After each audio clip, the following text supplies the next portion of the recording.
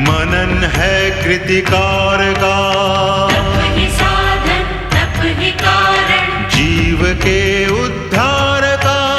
व्रत है तृप्ति व्रत है निष्ठा, दर्श है ओंकार का, दर्श है ओंकार का।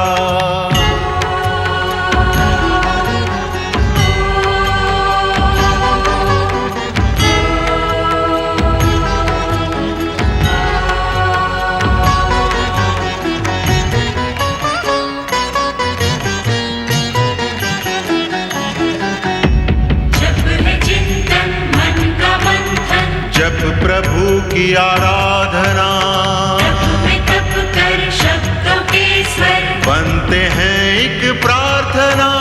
व्रत का नियम दे के संयम, पूर्ण करता कामना, पूर्ण करता कामना।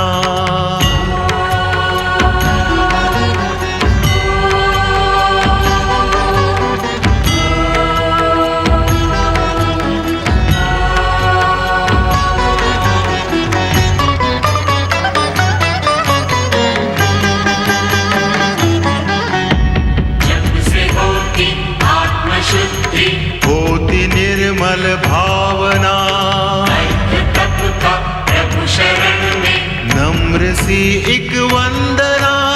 व्रत के तप से निकट आए, कष्ट ना कोई यातना, कष्ट ना कोई यातना।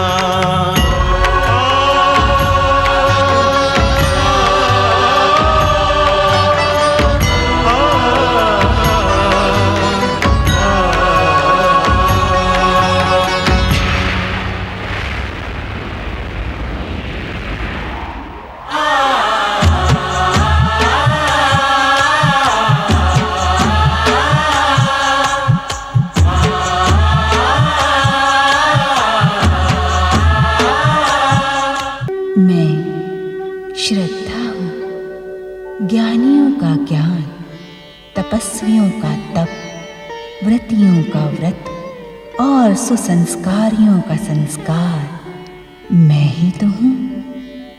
मैं श्रद्धा हूँ, मन की निष्ठा, हृदय का समर्पण और भावना का प्रवाह भी मैं ही हूँ। मैं श्रद्धा हूँ। सुनीति को प्रताड़ित कर सुरुचि कंपिला राजमहल त्यागने के लिए विवश कर देती है। सुनीति की दुर्दशा देखकर दुखी नारद शनिदेव को प्रताड़ित करते हैं। दूसरी ओर श्री हरि शनिदेव का संदेश सुनकर कहते हैं, मैं वैकुंठ में सदा सदा आनंदित रहता हूँ। शनिदेव के संदेश को सुनकर उद्विग्न होने की आवश्यकता नहीं है। नारायण नारायण। प्रभु, वास्तव में हम शनिदेव के संदेश को सुनकर व्यथित नहीं हैं, अपितु विचलित हैं। शनिदेव अपनी विध्वंसक विनाशक कुदृष्टि से महारानी सुनीति के भविष्य का सर्वनाश कर देंगे। परम भगवत भक्त नारद, ये तो तुम्हें भली भांति ज्ञात है कि हम अपने भक्तों के आदर्श आराध्य हैं। हमारा आचरण हमारे भक्तों को संकट काल में प्रसन्न रहने की प्रेरणा देता है। किंतु स्वामी, महादेवी, मां के हृदय में ममता का ही वास होता है। आप सुनीति को समस्याओं में घिरा देखकर व्यग्र हो गई हैं। किंतु क्या प्रभु? महादेवी, मृत्युलोक के हर प्राणी को अपने पूर्व जन्मों के कर्मों के अनुसार दंड और मानसिक यातना अनिवार्य रूप से भुगतने पड़ते हैं। उस समय जो अपने कष्टों को हमारा स्मरण करते हुए सहन कर लेते हैं, उनके कष्टों को और दुखों को दूर करना हमारा उत्तरदायित्व बन जाता है। नारायण नारायण। हे प्रभु, महारानी सुनीति को पूर्व जन्मों के कष्टों से अधिक तो शनिदेव का अहंकार पीड़ित कर रहा है। नारद, शनिदेव के हर कार्य में उनका अहंकार और दूसरों को पीड़ित करने की ही कामना होती है। यदि वे ऐसा नहीं करेंगे तो विध्वंसक शक्ति संपन्न उनका कुदृष्टि प्रधान अस्तित्व ही समाप्त हो जाएगा। किंतु वे कब तक ऐसा करते रहेंगे स्वामी? महादेवी, शनिदेव भी हमारी दृष्टि का एक अंग हैं। उनके आचरण और दुष्कर्मों को देखकर उद्विग्न ना हो। जगदीश्वर के जगत में शनिदेव का आचरण अनुचित है। क्या उन पर अंकुश लगाना उचित नहीं होगा? महादेवी, शनिदेव के आचरण से आप व्यग्र हो गई हैं। इसी कारण वास्तविकता को समझने की इच्छुक नहीं हैं। अर्थात इस संसार में जो कुछ भी घटता है वो जगत पालक के नाते हमारी इच्छा से ही घटता है। हमारे इच्छा संसार से शनिदेव का आचरण अलग नहीं है। महादेवी लक्ष्मी और परम भगवत भक्त नारद, आप दोनों ही इस सत्य से अपरिचित नहीं हैं। ये संसार मेरी लीला मात्र है।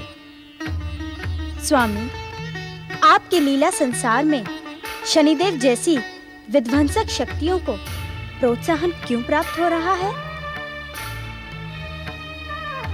देवर्षि नारद, क्या आप भी अपनी माता जैसा ही प्रश्न पूछने के इच्छुक हैं? प्रभु, पुत्र अपनी मां से तो विपरीत हो नहीं सकता। जब इस संसार के कण कण को आपसे गति प्राप्त होती है तो शनिदेव जैसी विध्वंसक शक्तियों का क्या काम? नारायण नारायण। नारद, तुम्हें ज्ञात है इस संसार की रचना हमने क्यों की? हमें विश्वास नहीं होता कि तुम दोनों इस सत्य से अपरिचित होगे। कहीं ऐसा तो नहीं कि हमसे सुनने के लोभ में तुम दोनों अपना अज्ञान प्रदर्शित कर रहे हो?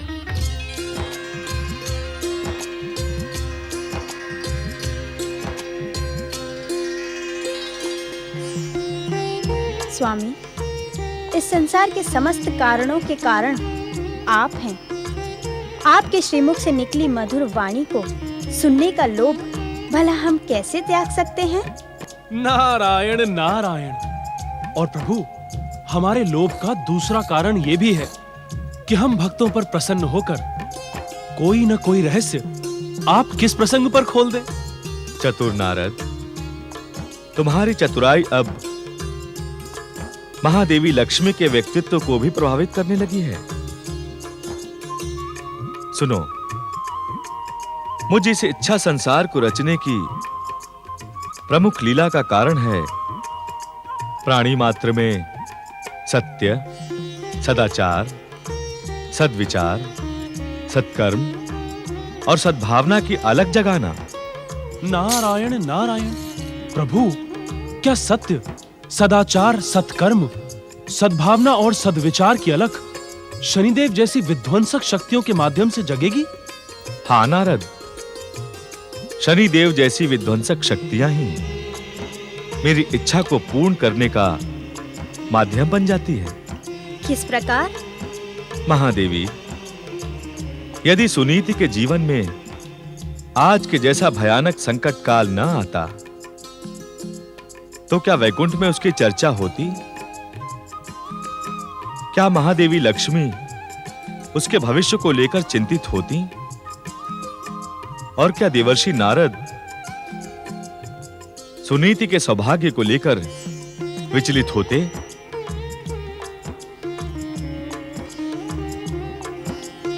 ज्ञात है कि सुनीति की पुकार वैकुंठ में कब पहुंची? कब? जब शनिदेव स्वयं सुनीति के सौभाग्य के विरुद्ध शत्रु भाव से खड़े हो गए। वास्तव में शनिदेव जैसी विध्वंसक शक्तियां ही मेरे इस लीला संसार में मेरे भक्तों की कठिन परीक्षा लेने का कार्य करती हैं। नारायण नारायण। किंतु त्रिलोकीनाथ, शनिदेव का अहंकार इस सत्य को स्वीकार नहीं करता। हम इस सत्य को स्वीकार करने के इच्छुक भी नहीं हैं। किस कारण? महादेवी, जिस दिन शनिदेव को इस परम सत्य का ज्ञान हो गया, उस दिन वे अपनी विध्वंसक, विनाशक, भयानक और मारक कुदृष्टि पर विश्वास करना छोड़कर आप और देवर्षि नारद की भांति भगवत भक्ति में लीन हो जाएंगे।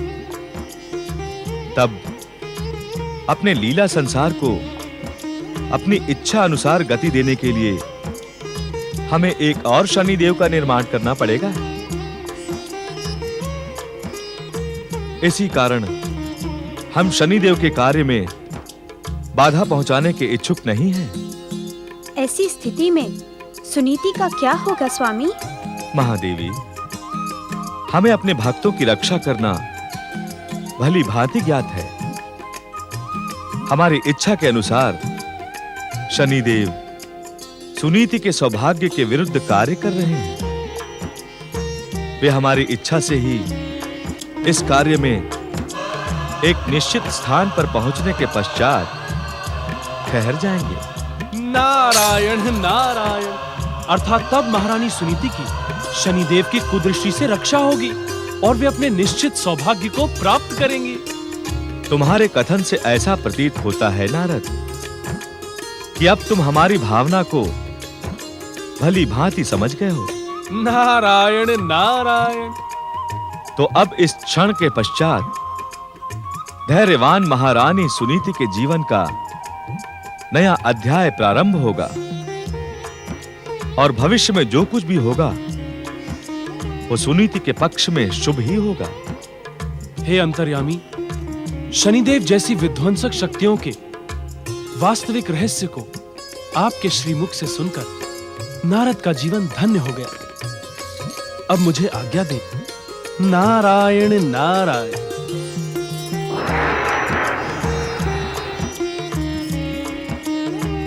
महादेवी, हमें विश्वास है कि अब आप सुनीति के सौभाग्य को लेकर उद्विग्न और विचलित नहीं होंगी। स्वामी, आपके मनमोहन स्वरूप का दर्शन ही समस्त चिंताओं का नाश कर देता है।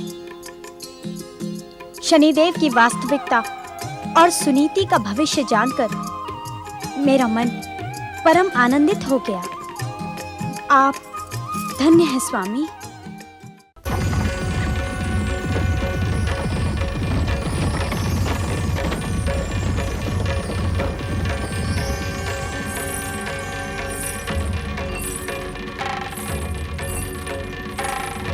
महारानी जी, ठहरो साथी ठहरो। महारानी जी, महारानी जी, महारानी जी, महारानी जी, महारानी जी, क्षमा करें, मैं उचित समय पर आपकी सेवा में उपस्थित न हो सका। रथ पर पधारिए महारानी जी। महाराज उत्तानपाद ने वन भवन में आपके स्थायी निवास का प्रबंध किया है। महारानी जी, महारानी जी, महारानी जी, महारानी जी, आपके साथ जो अन्याय हुआ उसे हम सभी प्रजाजन क्षुब्ध हैं। स्वयं महाराज अपने आप को अपराधी अनुभव कर रहे हैं। महारानी जी, आपका हृदय विशाल है। जो दोषी हैं आप उन्हें अवश्य क्षमा कर देंगी। महामंत्री जी, मैं अपने कर्म और भाग्य के अतिरिक्त किसी और को दोषी नहीं मानती।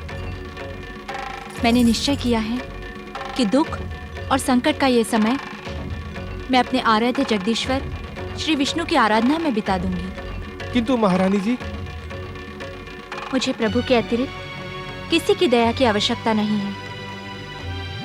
आप महाराज का भेजा हुआ रथ लेकर लौट जाएं। महारानी जी, आपके राजमहल छोड़ने के पश्चात महाराज विचलित, उद्विग्न और व्यग्र हैं। यदि वे सुनेंगे कि आपने रथ और वन भवन को स्वीकार नहीं किया तो उनकी चिंता और अधिक बढ़ जाएगी। महामंत्री जी, आप महाराज से कहें कि वे मेरे विषय में किसी प्रकार की चिंता ना करें। मेरे रक्षक स्वयं भगवान विष्णु हैं। मेरे साथ वही होगा जो त्रिलोकीनाथ की इच्छा होगी। नहीं महारानी जी, मैं आपको इस भयानक वन प्रदेश में इस प्रकार गमन करने नहीं दूंगा। आप हट ना करें महामंत्री सुदत्त। महारानी जी, पुत्र यदि माता से हट नहीं करेगा तो किससे करेगा? स्थितियों के सम्मुख विवश होकर आज कंपिला की परंपराएं परिवर्तित हो रही हैं, किंतु मैं तो परिवर्तित नहीं हो सकता महारानी जी। आज तक समस्त कंपिला वासियों ने आपसे अपनी माता और महाराज से पिता का स्नेह प्राप्त किया है। अब वे संबंध समाप्त हो गए हैं। नहीं महारानी जी, नहीं। माँ और पुत्र के संबंध कभी समाप्त नहीं हो सकते। आयु में भले आप मुझसे छोटी हो, किंतु सत्य तो यही है कि आपके संस्कारों को पाकर कंपिला देश धन्य हो गया। आप त्याग की देवी हैं, ममता की मूर्ति हैं, प्रजावत्सल हैं। मुझे इस प्रकार निराश न करें महारानी जी, अन्यथा। अन्यथा क्या? यदि आपने मेरी बात को स्वीकार नहीं किया तो मैं अस्वस्थ महाराज की चिंता को छोड़कर इसी वन में हट ठान कर बैठ जाऊंगा और कभी कंपिला लौटूंगा ही नहीं। क्या कहा आपने? स्वामी, महाराज अस्वस्थ है? क्या हुआ उन्हें? उत्तर दे महामंत्री, क्या हुआ उन्हें? क्या हुआ महाराज को? पटरानी सुरुचि के हठ के कारण जब विवश होकर आपने राजमहल का त्याग कर दिया तो उन्हें गहरा आघात लगा। एक बार तो वे अचेत भी हो गए और चेतना लौटने पर आपका ही स्मरण करते हुए उन्होंने मुझे आपकी गुप्त सहायता करने का आदेश दिया। अब कैसा स्वास्थ्य है स्वामी का? मैं अभागन तो उन्हें देखने भी नहीं जा सकती। महारानी जी, राजवेद जी ने महाराज का उपचार प्रारंभ कर दिया है। यदि सब कुछ सामान्य रहा तो प्रातः तक महाराज स्वस्थ हो जाएंगे। सामान्य तो तब होगा महामंत्री जी जब वो दुष्टा सुरुचि सामान्य रहने देगी, तब ना। सुखिया माई, पटरानी के लिए आप शब्द निकालकर विष्णु भक्ति में लीन मन को क्यों मेला कर रही हो? मुझे पूर्ण विश्वास है कि महाराज के अस्वस्थ होने से सुरुचि भी व्यग्र होगी। वे एक बार महाराज को देखने अवश्य आई थी, किंतु उसके पश्चात उन्होंने स्वयं को कक्ष में बंद कर लिया है। वत्स देश की दासियां भी भीतर प्रवेश नहीं कर पा रही हैं। महामंत्री जी, ऐसी स्थिति में महाराज को अकेला छोड़ना उचित नहीं है। मैं स्वयं कंपिला नहीं लौट सकती, किंतु आप तो महाराज के समीप रहें। महारानी जी, जब तक आप वन भवन में सकुशल नहीं पहुंच जाती, तब तक यह सुदत्त अपना मुख महाराज को नहीं दिखाएगा। बिटिया रानी, ज्ञात नहीं समय हमारी कैसी परीक्षा ले रहा है। हमें महाराज के प्रस्ताव का सम्मान करते हुए शीघ्र ही वन भवन पहुंचना उचित होगा।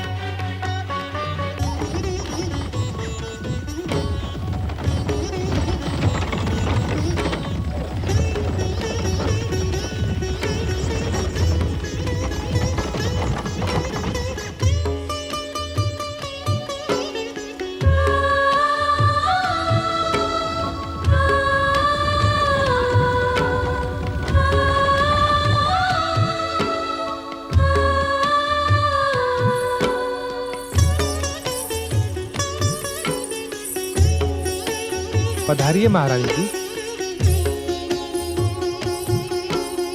महारानी सुनीति की जय हो। महामंत्री जी, मुझे इन सेविकाओं की तनिक भी आवश्यकता नहीं है। मेरे साथ मेरी सुखिया माई है। महारानी जी, इन सब व्यवस्थाओं के पीछे महाराज की ही इच्छा है।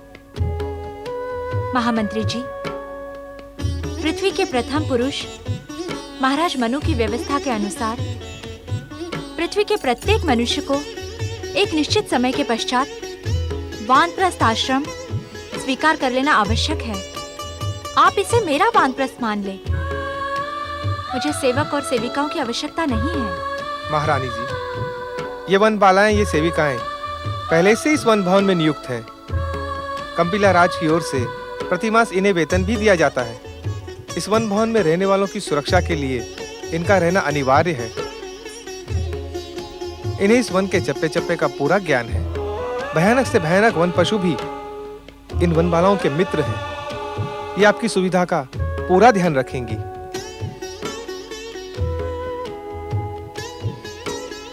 फिर भी यदि आपकी इच्छा न हो तो मैं इन्हें सेवा से हटा देता हूँ। बिटिया रानी, यदि तुम्हारे आदेश के कारण महामंत्री सुदत्त जी ने इन वन बालाओं को वन भवन की सेवा से हटाया, तो तनिक सोचो, ये कहाँ जाएंगी, कहाँ रहेंगी? नहीं महामंत्री जी, ये वन बालाएं मेरी सखियां बनकर मेरे साथ ही रहेंगी। जैसी आपकी आज्ञा महारानी जी। मैं समय समय पर आपकी सेवा में उपस्थित होता रहूंगा। अब मुझे आज्ञा दीजिए। महाराज मेरी प्रतीक्षा कर रहे होंगे। महामंत्री जी, महाराज के स्वास्थ्य का शुभ समाचार किसी भी प्रकार मुझे शीघ्र ही भिजवा दे। जो आज्ञा महारानी जी।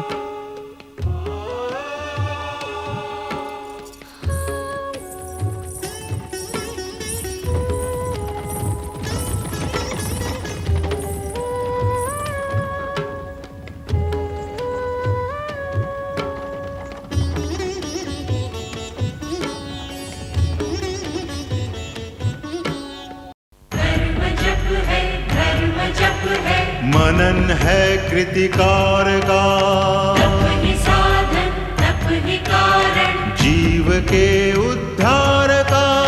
व्रत है तृप्ति, व्रत है निष्ठा, दर्श है ओंकार का, दर्श है ओंकार का।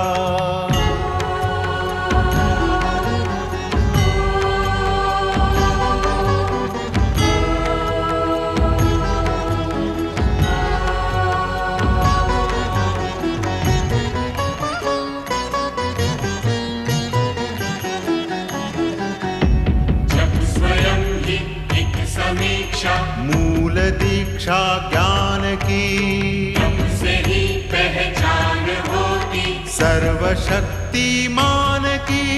व्रत ही देता हर एक जन को सच्ची शिक्षा ध्यान की, सच्ची शिक्षा ध्यान की।